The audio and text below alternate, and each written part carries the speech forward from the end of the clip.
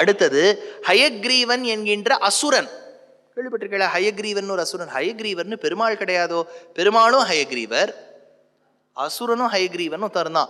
அவன் பிரம்மாவினிடத்திலிருந்து வேதத்தை பறிக்க பிரம்மாவானவர் இங்க தவம் மேற்கொண்டு இழந்த வேதங்களை பெற்ற இடமும் இதுவேதான். அதனால வேதவியாசருடைய தனி சந்நிதி எவ்வளவோ இருக்கு. இங்க தேவாதிராஜன் தேவராஜ பெருமாளுக்கு ஒரு சந்நிதி உண்டு, அதெல்லாம் உண்டு. இப்போது ஸ்ரீமத் அகோபில மட்டத்துல வடக்கு உத்தர அகோபிலம்னு அங்கே ஒன்று எழுப்பின்னு இருக்கா, ரொம்ப அழகா இருக்கு.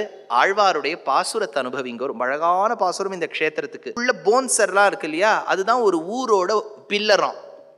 உரோமம் வைந்த 9 வாசல், அதுக்கு ஃபோர்ட்ரஸ் தான் இந்த ஸ்கின்னா. அந்த ஊருக்கு 9 துவாரங்கள் இருக்கான். அதுதான் 2 மூக்கு, காது, நம்ம மலஜலம் கழிக்கிற துவாரங்கள், இதெல்லாம் 9. அதனால இந்த பாடியே ஒரு சிட்டி. அதுல இருக்க போன்ஸ் தான் பில்லர்ஸ், அதில் இருக்கக்கூடிய ஸ்கின் தான் அதனுடைய ஃபோர்ட்ரஸ், அதில் இருக்கக்கூடிய துவாரங்கள் தான் அந்த சிட்டியுடைய துவாரம். அதுக்கு நடுவில் ஒன்று முக்கியமாக ஜீவாத்மான்னு உட்கார்ந்துட்டு இருக்கான். அந்த ஜீவாத்மா எப்படியாவது ஒரு நாள் சமயம் வரும்போது இந்த பட்டணத்தை விட்டு கிளம்பி போகணும். அப்போ அது கிளம்பி போகும்போது பெருமாளே அதற்கு நல்ல கதியை